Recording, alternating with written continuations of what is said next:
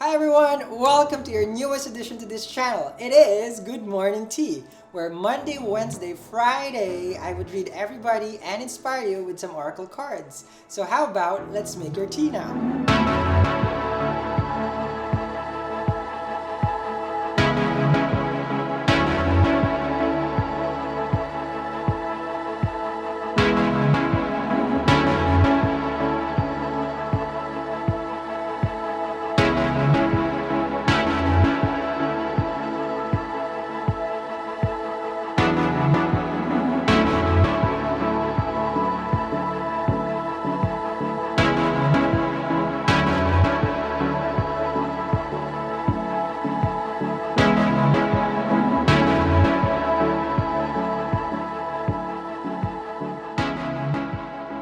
Hi everyone, welcome to your Vedic Sidereal Astrology general prediction. Just to give you guys a heads up, this is a general prediction and that your Mahadasha and your Antardasha will play a significant role before we go through the transit. We also practice Jyotish, meaning this is to enlighten.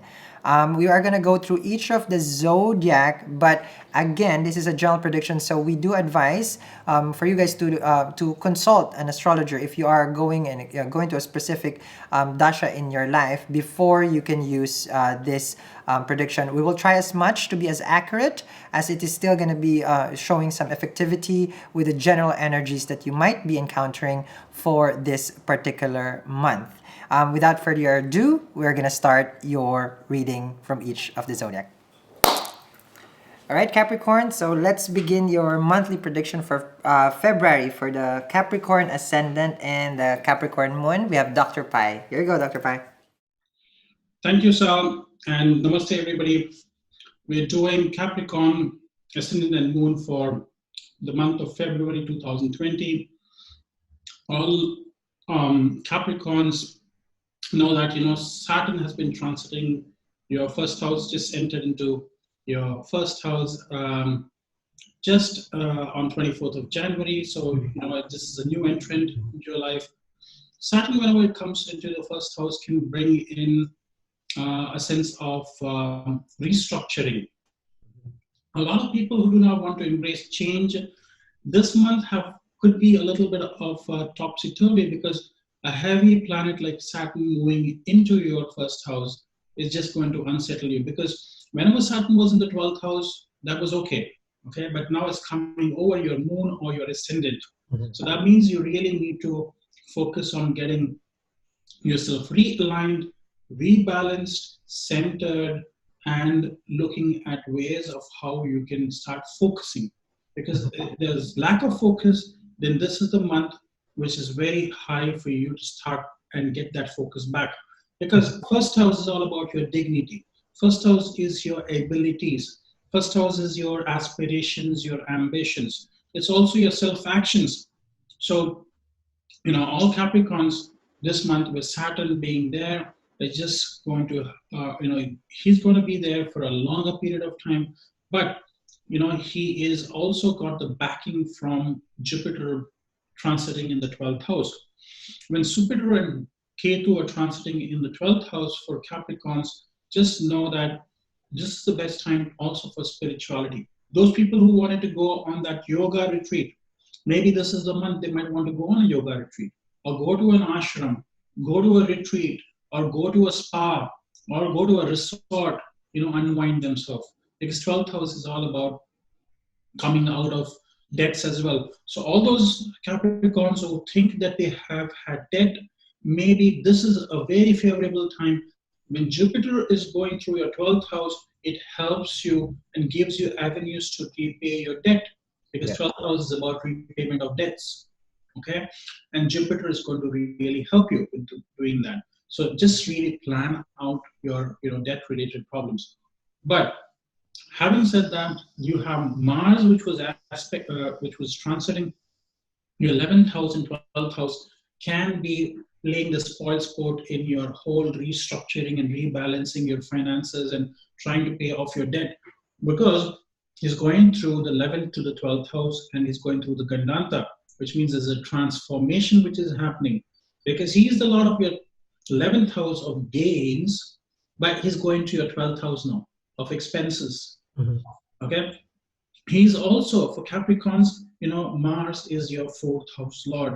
So maybe some expenses coming and on your friends, and also maybe some expenses on your house.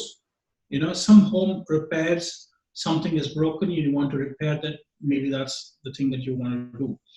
Also, I want to tell to all the Capricorns, just watch out, because your 6th house lord, 6th house can also bring in enemies.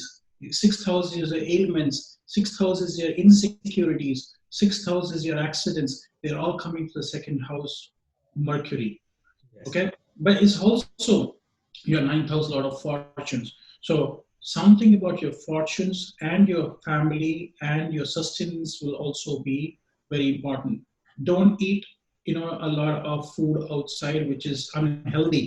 It's always best to make some food at home, have salads, fresh fruits and vegetables. Fill your food with more vegetables and green vegetables, because Mercury is green and Mercury represents green. So when Mercury is going to go retrograde, that's when you're not having too many green things. And if you're missing green vegetables in your food, then there will be an imbalance, and that's very, very important, because you will see your vitamin D3 levels will be low, because Sun is being with Saturn. I've seen whenever Sun and Saturn are together, such people will have to check their vitamin D3 and B12 supplements. They might have to take some multivitamins to reboost themselves. Mhm. Okay, so these are my observations. But also, what I want to say to you, it's a good time for communication with your partners, because your 5th house lord is exalted in the 3rd house, which Mhm. is a great position to be in, because it's all about your communication. It's also about overcoming your fears, because 3rd house is your fears, and showing courage is very important. Mars moving into your 12th house will be aspecting your 3rd house of courage, so which is going to give you the strength to communicate better. It's going to help you with having a stronger boundaries, and also being more confident about yourself. Now, Dr. Pai, with I'm pretty sure a lot of people are concerned when you mentioned, their sadisati if they are a Capricorn moon, because this is normally the time of the peak of it, because it is sitting where the moon is, and that's how we view sadisati, the Saturn transit from the moon, which shows their mind and their emotion and feelings. This also shows the feeling of security, which is also their 7th house lord, which is Cancer. So there might be some sort of, how to say this, instability on how they view partnership or marriage, or even the people that they deal with, because that's 7th house. Yeah, absolutely. That's very right, Sal. 7th house is how you are being perceived in the outside world. Mhm. 1st house is what you are, your personal, your body, and everything. How are you perceived outside? So your perception is what it is. So that is one thing which is definitely going to come under a lot of pressure, which is how are you perceived, how people see you, also your partnerships. Mhm. Because we say your better half. Our better half are like our partners, our spouses are our better half. So they complete you. And that's why there would be strain on partnership. There might be strain on, if you're married, there could be strain on the relationship, on the marriage and everything. But what I want to say to you, the beauty of Shani and Saturn, which I keep reading, and I have to tell all your viewers not to Mhm. fear about Saturn. Saturn is a tough taskmaster, but it always makes you realize those areas of your life where you have been neglecting. Maybe paying more attention to your relationships, paying more, being diligent, and also giving that extra care to that house where he is trying to give you that focus. Mhm. So he's saying family, focus, and then exercises. Because I see if you go for a walk, that's the best remedy I've seen for Sari Sati, because your legs represent Shani or Saturn. And Yes, when you I agree. walk and you Mhm. exercise, that's the best thing that you can do. And getting up early in the morning before the sunrise. Many people get up quite late in the morning after the sun rises up, and then you get up like 10 o'clock, 11 o'clock. I know you might have no work to do, but it's always best to start your day well before the sun, rises. And isn't it, Dr. Pai, there is a significant transit right now between the Sun and Saturn, the Brahma Muhurta? Is that what it is? The 45 minutes before the sun goes up. It's a perfect time for people who have this transit right now to practice some their spiritual beliefs and meditation, and connecting with their basically with their source and who they associate themselves with. Now, if steering away from people who are don't be scared with that one, okay? But we're gonna pass through to the next planet, okay? Saturn is an assurance. It's actually, it's like it may be a malefic planet, but it is something that guarantees something. So later on, the hard work will show a reward. Okay, so that's something that Saturn does. Now, Mercury, second house. Dr. Pai, with how about their money and finances? It can be reviewed at this time. Their savings, basically. This is the time I feel like they're gonna review their expenses also. Yeah, I think they're going to definitely review their expenses because Mercury is in the second house. But also, what I want to say is Mercury is business. It's also about bringing, green. So maybe getting some plants at home, and that might be a great way. In Vastu, which is a geomancy, and how to keep things where they always say bringing more green plants at home is a great way of trying to revitalize your home. So for all the Capricorns, because Mercury is in the second house and it's going to be retrograde, the best thing is to have some indoor plants, water them, and see more green things around you. That's going to help you, really. So more greens, okay? Because it's money also. It's the color of money as well. Yes, the color of money. Exchange, yeah. Yes. So we want the dinero, okay? So for the Capricorn, time to make you guys laugh, okay? So now let's look at Venus in the third house, which is very, very creative. This is the time for you to, how to say this, to whatever that you feel like writing, right, Dr. Pai? To start putting it into work. See, Venus in Vedic astrology has been said to be a poet. I see when Venus is in the third house, you might be just inclined to write a poem or a poetry or something, because Venus just represents, flowery things and, writing as well, but poetry. Or, you're writing something more meaningful, but it could be rhythmic as well, rhyming. Okay, so that's something that you guys can be practicing also, and things of like creative writing basically. Maybe this is a time you write a book, you write a blog, but this is a good way of expressing. That's your third house. Now, Dr. Pai, last two, we'll put it together. Mars in the 11th and Jupiter in their 12th house.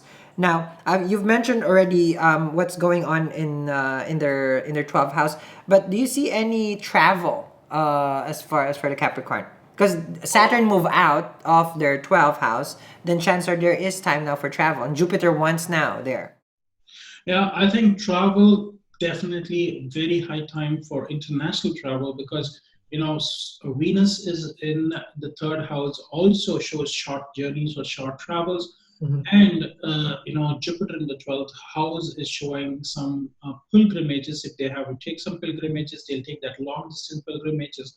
If they ever wanted to go on a holiday to places like Bali or Hawaii or some place like that, or to Portugal or Spain, this might be the month they might be still planning. They might be going later on during the summer, but they might be just planning to take that holiday off. So this is I see all of those happening. All right, so there you go, Capricorn. So that's what we are seeing for you guys. Actually, it's like a perfect time to plan for the holiday, because you might be experiencing right now the some sort of tension. Then it's time for you to have a relax and R&R, rest and relaxation. All right. So thank you very much, Capricorn. We'll see you again next month. Bye.